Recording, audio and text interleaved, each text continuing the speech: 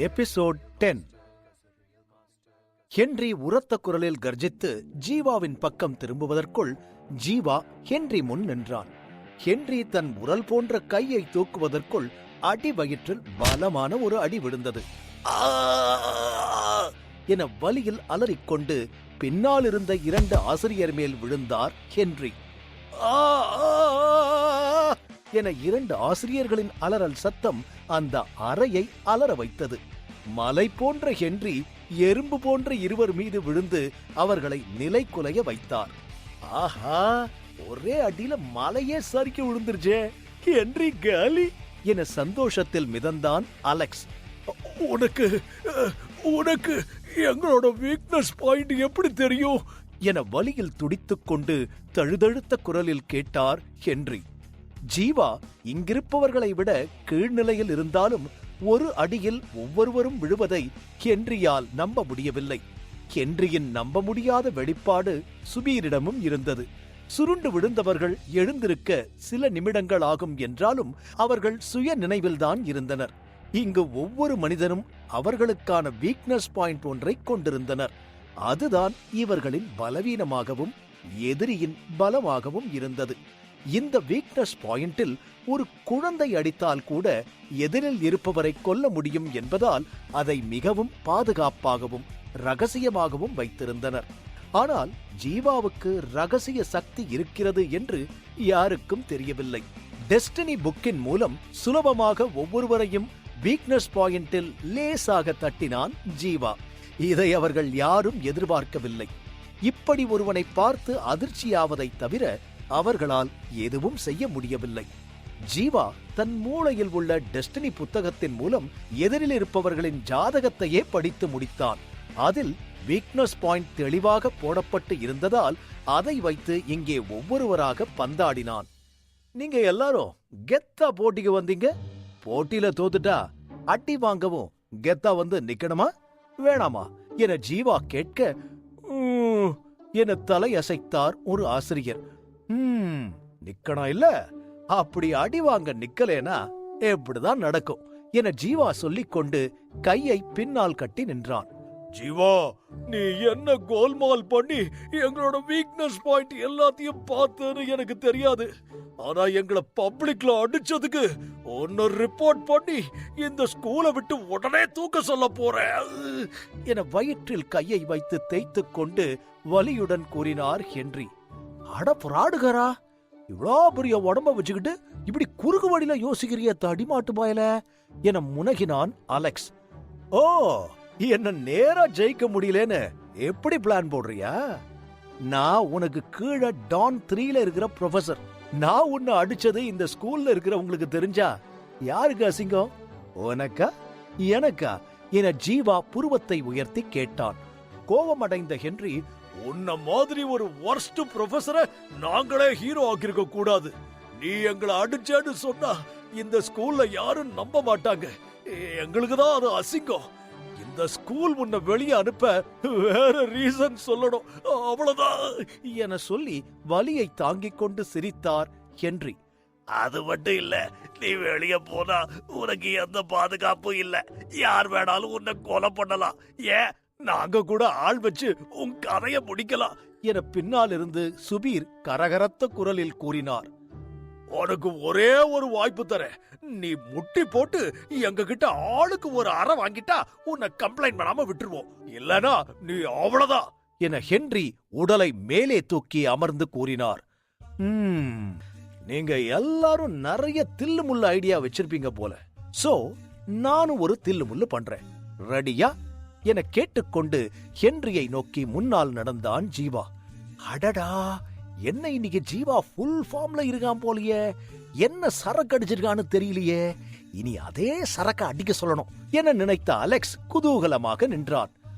Mister Henry, 1 மாசத்துக்கு முன்னால இந்த ஸ்கூல் உன் கண்ட்ரோல்ல இருந்தப்போ மணி லாக்கர் உடைஞ்சு அதுல இருந்து பணம் திருடு போச்சு என ஜீவா சொல்லிக் கொண்டிருக்க, ஆமா, அத ஒரு ஸ்டூடெண்ட் தான் எடுத்தா, அதுக்கு இப்ப என்ன, அதான் இந்த ஸ்கூலுக்கே தெரியுமே என விழிகளை உருட்டி ஹென்றி கூறினார். என சத்தமாக சிரித்து, இந்த ஸ்கூலுக்கு தெரியாத ஒரு உண்மை இருக்கு என ஜீவா தலையை ஆட்டிக்கொண்டு சொல்ல, என்ன உண்மை சொல்லு என பதட்டமாக கேட்டார் ஹென்றி. ஹனி கேக் ஞாபகம் இருக்கா என ஜீவா சொல்ல திருவென முழித்தார் ஹென்றி. என்ன முழிக்கிற? எப்படிதானே அவளை கூப்பிடுவ நீ? அவளுக்காக இங்கிருந்து பணத்தை எடுத்துட்டு ஸ்டூடெண்ட் மேல பழிய போட்டு இந்த ஸ்கூலை விட்டு அனுப்பிட்டேன். இந்த உண்மையை நானும் பிரின்சிபால் கிட்ட சொல்லட்டா என ஜீவா சொன்னதும்,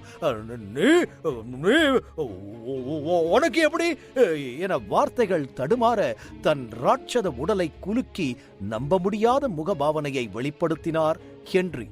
இதயம் நின்று விடுவது போல் உணர்வு வர உதடுகள் எதுவும் பேச முடியாமல் துடிக்க மனதில் பயம் பரவி உடல் நடுங்குவதை உணர்ந்தார் ஹென்றி. ஜீவா சொன்னது ஹென்ரியை நிலைகுலையச் செய்தது. இந்த விஷயங்கள் ஹென்ரியுடன் இருக்கும் சுபீருக்கு கூட தெரியாத ஒன்று.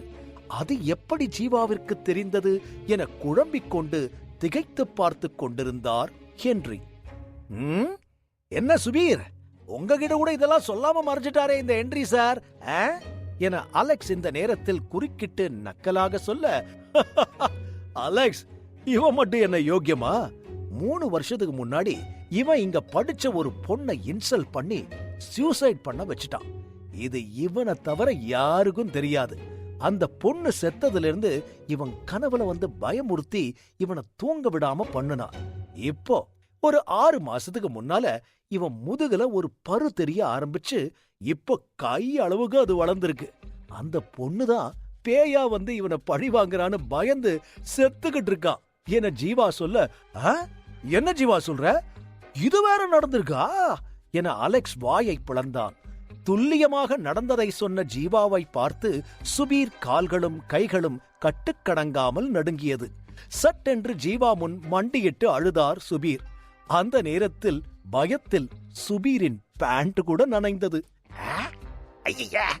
என்ன இது, பேண்ட் ஈரமா இருக்கு? சுபீர் சார், ரொம்ப அர்ஜென்ட்டா வந்துருச்சா என அலெக்ஸ் கூறி சிரித்தான். நானே பயத்துல இருக்க, இதுல நீ வேற ஏண்டா நடுவுல? நீ பேசுறதெல்லாம் கேக்குற பாரு, எல்லாம் என் நேரம் என அலெக்ஸை பார்த்து கடிந்து கொண்டு கூறினார் சுபீர். ஜீவா, சுபீர் சார் ரொம்ப பேசுறாரு, இன்னும் ஒரு 2 மேட்டர் லீக் பண்ணி விடு என அலெக்ஸ் சொல்ல, ஐயோ ஜீவா போதும், என்ன மன்னிச்சிரு என காலில் விழுந்து கெஞ்சினார் சுபீர். உனக்கு எப்படி இதெல்லாம் தெரியும்? நீ என்ன கடவுளா என ஒரு ஆசிரியர் சுபீர் அருகிலிருந்து அதட்டலாக கேட்டார். என்ன ஜீவா, நீ சுபீர் சார பேசுனா இந்த சாரு ரொம்ப கோவப்படுறாரு. இவர் இந்த ஸ்கூல்ல பட்டத கொஞ்சம் தூவி விடு என ஜீவா தோள் மீது கை வைத்து கூறினான் அலெக்ஸ். எனக்கும் சொல்ல ஆசைதான், ஆனா இந்த சார் அப்படி ஸ்கூல்ல எந்த தப்பும் பண்ணலையே என உதட்டை பிதுக்கி கூறினான் ஜீவா. இத நீ சொல்லிதான் எனக்கு தெரியணுமா என்ன? இப்ப நான் உன்னை கம்ப்ளைண்ட் பண்ண போறேன். என்ன உன்னால ஒண்ணும் செய்ய முடியாது என எழுந்து நின்றார் அந்த ஆசிரியர் காமேஷ். சார், ஒரு நிமிஷம், நீங்க ஸ்கூல்ல தான் எதுவும் பண்ணலேன்னு சொன்னேன், ஆனா தப்பே பண்ணலேன்னு சொல்லலையே என மர்மமாக சிரித்துக் கொண்டு ஜீவா கூற, என்ன சொல்ற நீ, புரியல என தயங்கிக் கொண்டு கேட்டார் காமேஷ். புரியல? நீ வீட்ல ஏதோ வில்லங்கம் பண்ணிருக்கேன்னு சொல்றான் என அலெக்ஸ் குறுக்கிட்டு கூறினான். சார், உங்களுக்கு ஒரு தம்பி இருக்கான், ரொம்ப நல்ல பையன். உங்க மேல அவனுக்கு ரொம்ப பாசம். உங்களுக்கும் அப்படிதான், கரெக்டா என ஜீவா கேட்க முகம் பதட்டமாக மாற என தலையசைத்தார் காமேஷ். ஆனா உங்களுக்கு அதை விட சொத்து ரொம்ப முக்கியம். அதுக்கு முன்னால தம்பி பாசம்லாம் ஒண்ணுமே இல்ல. உங்க ஒரே தம்பிய சொத்துக்காக வைன்ல விஷம் கலந்து குடிக்க வச்சு கொன்னுட்டு ரொம்ப நல்லா அழுது ஆக்ட் பண்ணி அதை ஒரு சூசைட் கேஸ்னு எல்லாரையும் நம்ப வச்சிட்டீங்க. போலீஸும் அந்த கேஸ க்ளோஸ் பண்ணி ரொம்ப நாள் ஆச்சு. ஆனா அதை ரீஓபன் பண்ண ஒரு செகண்ட் தான் ஆகும். பண்ண வைக்கட்டுமா என ஜீவா சொல்ல, சுபீருடன் சேர்ந்து வந்து மண்டியிட்டு எதுவும் சொல்லாமல் அவன் காலை பிடித்தார் காமேஷ். ஜீவா திரும்பி மற்ற 2 ஆசிரியர்களை பார்த்து மெல்ல சிரித்தான். நீ கடவுள் இல்ல, பிசாசு, நீ ஒரு பேய். என்ன பத்தி எதுவும் சொல்லாத, நானும் உன்னை கம்ப்ளைண்ட் பண்ண மாட்டேன். ஆமா, எங்களை விடு, நாங்க தெரியாம பண்ணிட்டோம் என 2 ஆசிரியர்களும் மண்டியிட்டு கெஞ்சினார்கள். சார் இருங்க, ஏன் அவசரப்படுறீங்க? ஒவ்வொருத்தர் ஸ்டோரியும் செம்ம இன்ட்ரெஸ்டிங்கா இருக்கு, அதுக்குள்ள சரண்டர் ஆனா எப்படி என அலெக்ஸ் கண்ணை சிமிட்டிக் கொண்டு கேட்டான். அலெக்ஸ் கொஞ்சம் சும்மா இரு, ஜீவா சார் கிட்ட பேசிக்கிட்டு இருக்கோம், அவரை யோசிக்க விடாம டிஸ்டர்ப் பண்ணாத என அதில் ஒரு ஆசிரியர் கூற, என்னது ஜீவா சாரா? இதெல்லாம் ஜீவா இந்த ஸ்கூல்ல சேரும் போது கேட்டது என வியப்பாக கூறினான் அலெக்ஸ். அவர்கள் அனைவரின் அந்தரங்க ரகசியங்களும் திடீரென வெளிப்பட்டதால் அதை தாங்க முடியாமல் ஜீவா முன் கூனி குறுகி நின்றனர். தங்களின் ரகசியங்கள் பாதுகாக்கப்பட்ட போதும் எப்படியோ கசிந்து விட்டது என ஜீவா முன் ஆடை இல்லாமல் நிர்வாணமாக நிற்பது போல் ஒரு உணர்வு ஏற்பட்டது அவர்களுக்கு. அவர்கள் செய்ததை மூடி மறைத்து வாழ்ந்து வந்தாலும் இப்போது அது வெளிச்சம் போட்டு காட்டப்பட அனைவரின் கண்களும் பயத்தில் நிறைந்திருந்தது. ஜீவா, இவங்க பண்ணுனதெல்லாம் தெரிஞ்சா கண்டிப்பா இந்த ஸ்கூல்ல இருந்து விரட்டிடுவாங்க, கரீட்டா என அலெக்ஸ் கேட்க, அதெல்லாம் பண்ண மாட்டாங்க. டீச்சர்ஸ கோர்ட்ல நிக்க வச்சு தூக்கல போட்டுருவாங்க. அவ்வளோ பெரிய தப்பு இதெல்லாம். இந்த தப்பெல்லாம் இவங்க பிளான் பண்ணி பண்ணது. சோ மன்னிப்பே கிடையாது. என்ன ஹென்றி சார், உங்களுக்கு தெரியாத ரூல்ஸா என ஜீவா கேட்க, ஜீவா என்ன மன்னிச்சிரு, நான் தெரியாம பண்ணிட்டேன், இத ஒரு தடவை மட்டும் மன்னிச்சு விடு, இனிவும் பக்கமே வரமாட்டோம் என தலை குனிந்து கெஞ்சி நின்றார் ஹென்றி. ஆமா ஜீவா, எங்களை பார்த்தா உனக்கு பாவமா இல்லையா? பிளீஸ், தெரியாம பண்ணிட்டோம், இந்த ஒரு டைம் பெரிய மனசு பண்ணி விட்டுரு, இனிவும் வழியில குறுக்க வரமாட்டோம் என கபீரும் கைகூப்பி கேட்டார். பின் அருகில் இருந்த மற்ற 3 ஆசிரியர்களும் தங்களை மன்னித்து விடும்படி மண்டியிட்டு கேட்டனர். என்ன இது, போட்டி போட்டு கெஞ்சிரானுங்க, இவங்களுக்கு கெஞ்சிர போட்டி தான் சரியான போட்டி போல என அலெக்ஸ் நினைத்துக் கொண்டு உள்ளுக்குள் சிரித்தான். ஜீவா அனைவரையும் ஒரு பார்வை பார்த்து, நீங்க எல்லாரும் உங்க பாஸ்ட்ல செஞ்ச தப்ப பத்தி கவலைப்படாம இருக்கணும்னா ஃபியூச்சர்ல என்கிட்ட எந்த பிரச்சனையும் வச்சுக்க கூடாது.